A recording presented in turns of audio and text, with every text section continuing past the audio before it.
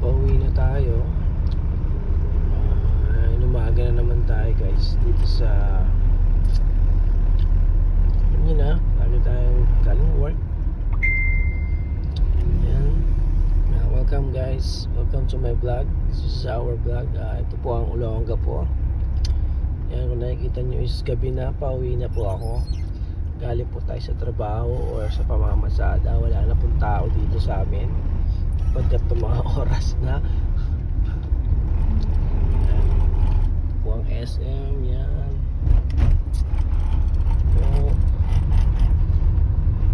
Dito po parating po tayo sa ulo ng Apo.